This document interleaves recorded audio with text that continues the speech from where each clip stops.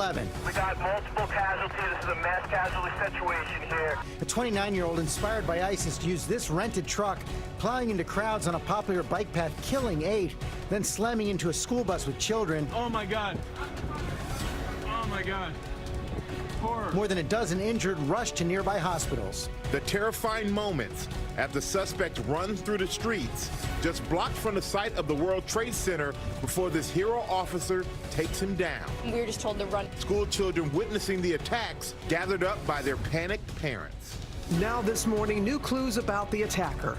The notes and phone discovered inside that truck, and the FBI raiding his home overnight.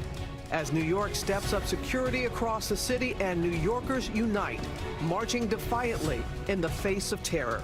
A special edition of Good Morning America starts right now. Live in Times Square, this is Good Morning America. And would you say good morning, America? And thank you for joining us this Wednesday morning. It's a tough one here in New York City and around the country. We're learning so much more about that devastating terror attack. Let's take a live look at the scene this morning. That is the truck the driver used. It was a rental from Home Depot. He plowed into a crowd of bikers, hit a school bus just as parents were picking up children from school. The attacker and his wife and 3 kids most recently lived right across the river in Paterson, New Jersey. And you're looking live at his home, the FBI conducting a raid overnight. So here's what we know at this hour. The attacker killed at least 8 people, injured more than a dozen. Law enforcement officials tell ABC News he left notes in the truck indicating he was inspired by ISIS.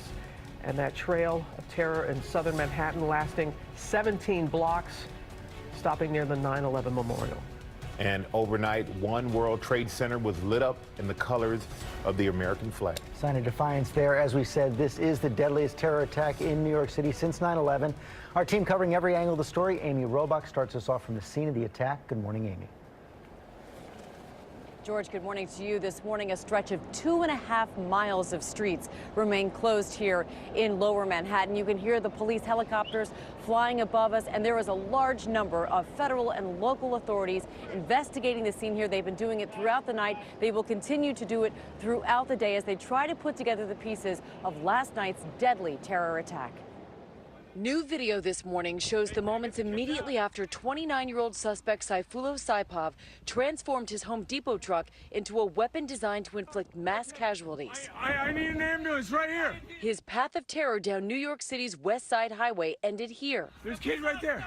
After he crashed directly into this school bus carrying children home on Halloween. We got multiple casualties. This is a mass casualty situation here. Dozens of bikers and joggers were out enjoying the unseasonably warm day when a little after 3 p.m. the Home Depot truck suddenly veered onto the pedestrian walkway. The white pickup truck, the front was completely smashed in, and there was some smoke coming out of it.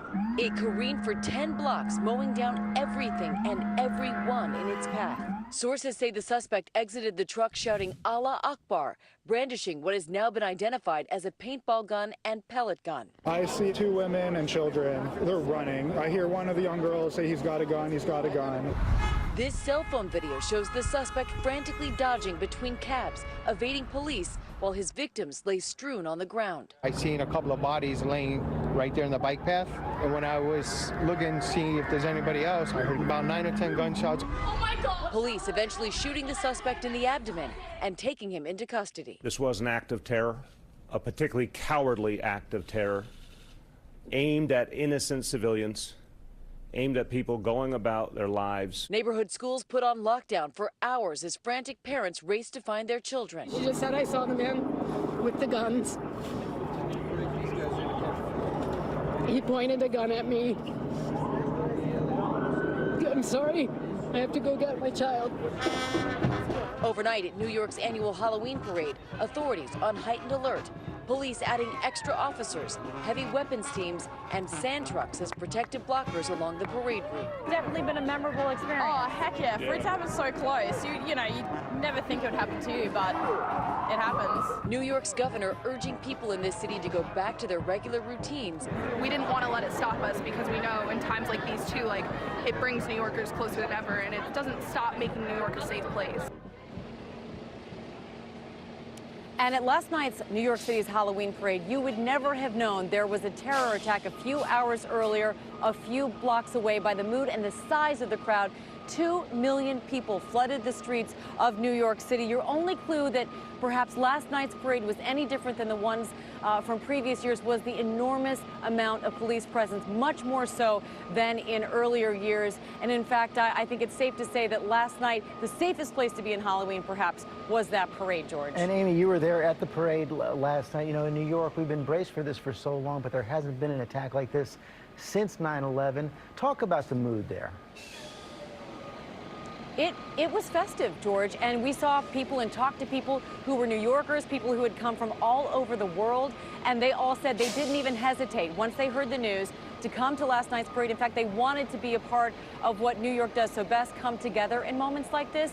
And it was a feeling of celebration, not one of sadness, and of resilience, that people weren't going to let the terrorists stop them from doing what they wanted to do that evening. George? Okay, Amy Robach, thanks very much. Let's go over to Robin. Okay, George, and joining us now, two people who saw that terrifying attack, Andrew Howell and Babatunde Ogani.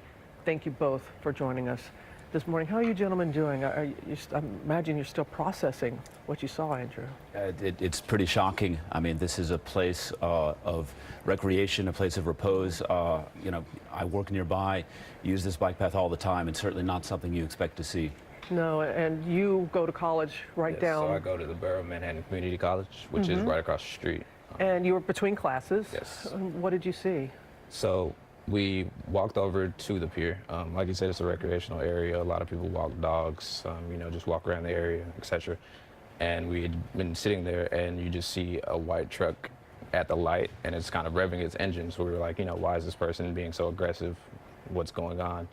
He proceeds to jump the curb, hit two people, and then at that point, it was like, did he lose control of the vehicle?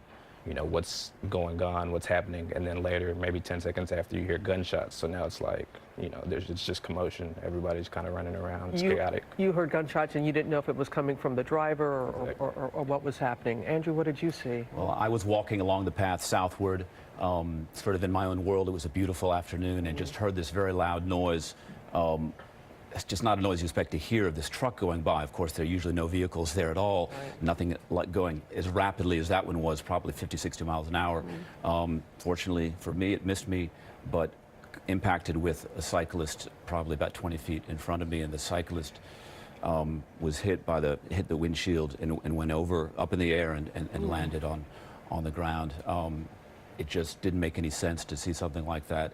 The truck continued on south, and that's when it impacted the school bus at Chambers Street. And you saw that? You saw the impact? I did. Did you see the driver at all? Yes. Well, the car kind of spun over and was then facing east. I saw the driver get out of the car. That was a bit far away from me, then like a block and a half away from me, and then fled on foot. About a minute later is when we heard the gunshots. What did you think was going on? What was happening? More so than anything, it was really surreal. It's one of those situations where you hear about things like this on the news, you see it on TV, even movies, etc. And it's just like, you don't ever think that it can actually happen. So then actually seeing it all unfold and happen in front of you is kind of just crazy. Yeah, you go to school here, you work here, you're from Jersey, you saw the hashtag NYC Strong, you saw the piece of Amy Robach. People still went out to the parade, and there is this feeling of resilience and bonding, do you think? Sure, yeah. I mean, you know, life in New York will go on. These are events that we've heard about around the world, and the first time something like this has happened in New York, it's very shocking and disturbing, but something we're going to kind of wake up today and go on with our lives. We were just speaking, you know, between the two of us, and he mentioned he has to go to work today. I have to go back to school. Wow. It's just a regular day. The day after. Yeah, that says something, that these things continue to happen, and we don't want to become desensitized by what we're seeing and feeling, but also you don't want it to control your life, going to school, going to work, doing what we need to do. Thank you so much for coming in and sharing your story, and I hope you both do well. I'm glad that you're doing well. Thank you. Okay. Thank you. Michael? All right, thank you, Robin. And this morning, we're also learning more about the victims, students on a bus, and some were tourists visiting New York.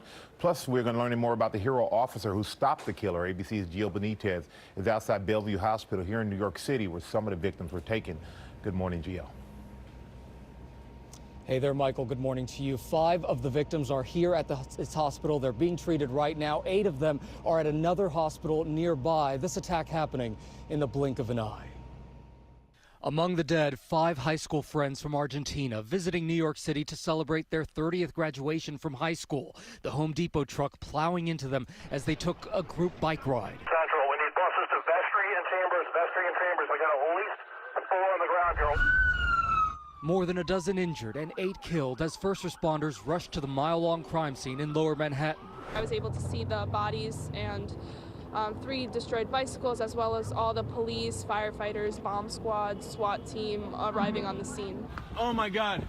Oh my God. 6 died on the scene, 2 at the hospital. 1 is a Belgian national. This morning, several victims are still clinging to life at 2 New York City hospitals, while this man, 28-year-old NYPD officer Ryan Nash, is being hailed as a hero. He put an end to the terrorist rampage by confronting him, then shooting him in the stomach.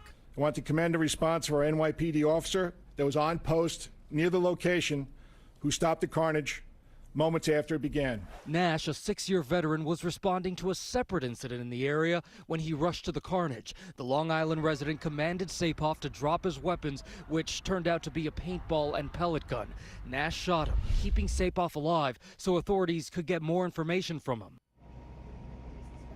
And no doubt about it, a hero right there. Now, we know this morning that at least 3 of the victims are in critical condition right now, but perhaps the only good news in this story is that at least 5 of the victims are in fair or good condition. George. Yeah, and our thoughts are with all the families. Okay, Gio, thanks very much. New details also emerging about the attacker, 29 years old, from Uzbekistan, moved to the U.S. in 2010, lived most recently in New Jersey.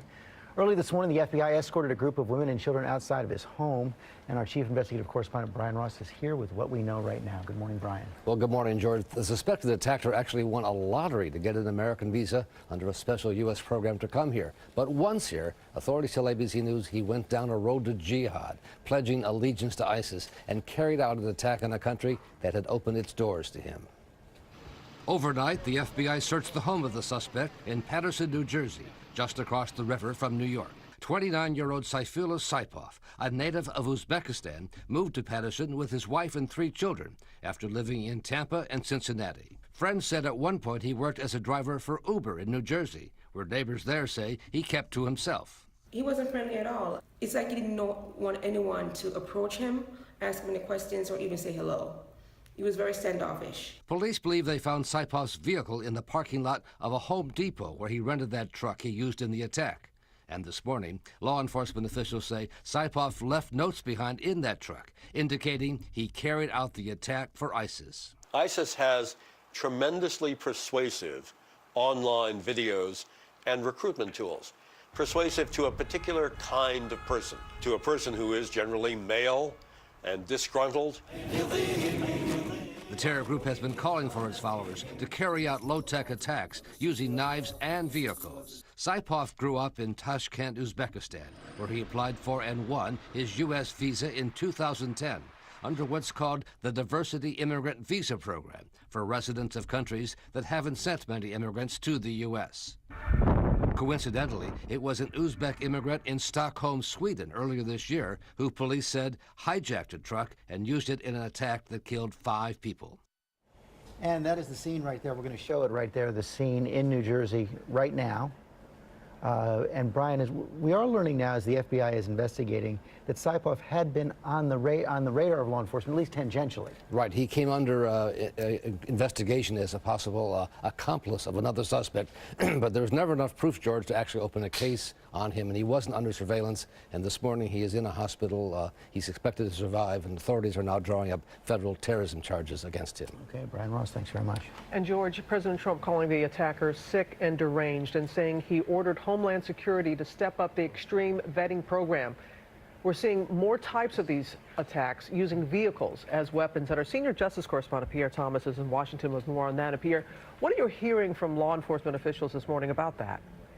Robin, good morning. Law enforcement is deeply concerned that these vehicle attacks, especially those involving large trucks, are becoming the preferred method of killing terrorists and wannabes. The evidence is mounting and it's disturbing. Since 2014, there have been more than 17 vehicle attacks worldwide, 173 people killed and more than 600 wounded. It only takes deadly intentions, a vehicle, and a set of keys. And ISIS every day on social media is urging radicals and the unhinged to attack any way they can.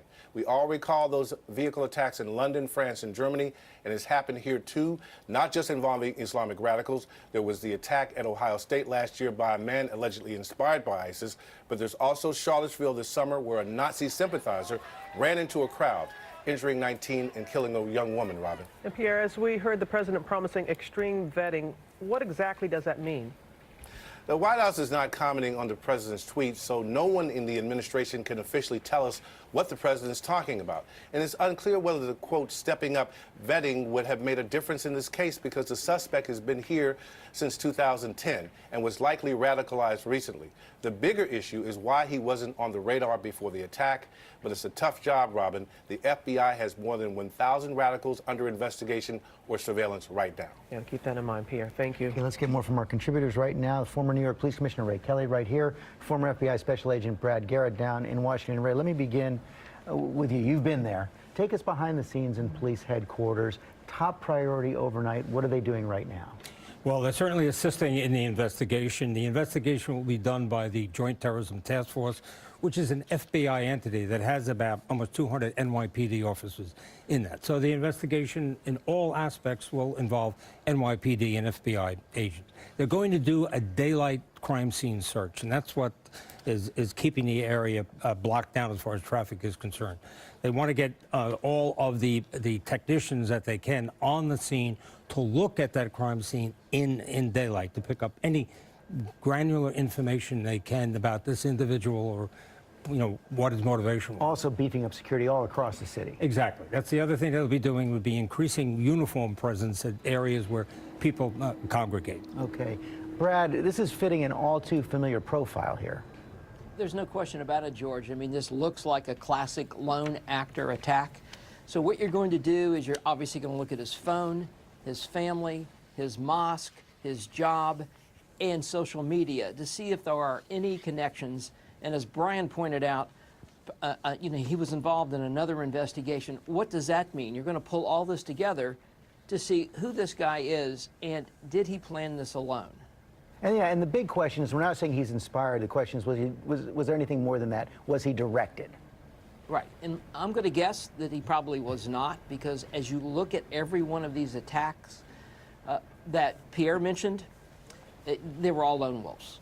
Okay, Brad Garrett, Ray Kelly, thank you very much. Michael? All right, thank you, George. And we're going to go to Ginger with the weather. Ginger's a little chilly here in the east. And not just here in the east, but it is feeling like November. Hays, Kansas had a little Halloween hit of snow. So did they have that in Gaylord, Michigan. It looked more like Christmas probably, with up to 7 inches of snow. And the frost and freeze warnings are in place this morning. Trenton this morning 38, Poughkeepsie's at 30. But it's going to go away, guys. We're going to warm right up. Dallas could see its warmest November on record, at least temperature, in the 90s. All right, local weather in 30 seconds. First, though, here are the sunny cities brought to you by Target.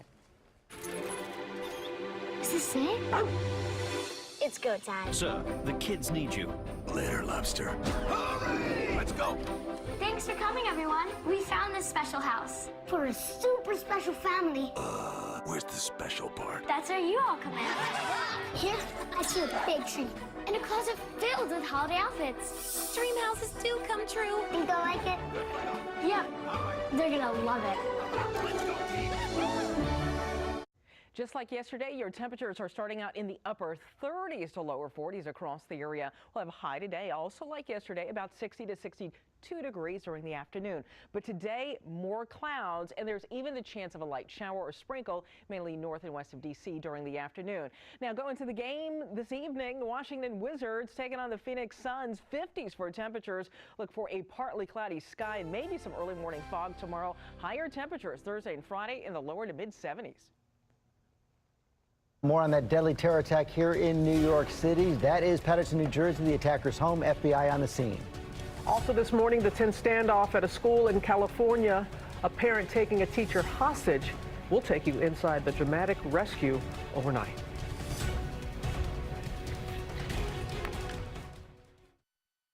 Nice. This stuff disappears in our house. Oh, check this out.